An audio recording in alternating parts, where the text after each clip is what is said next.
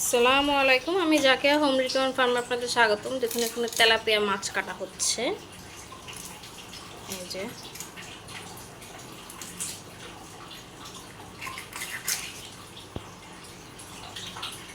Tilapia মাছটাই কাটা কম থাকে না, কম থাকে, এটা মূলত খাওয়া হয়।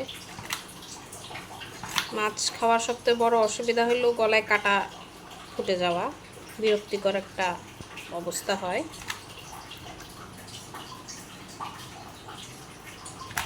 ছাই দিয়ে মাছ কাটা হচ্ছে,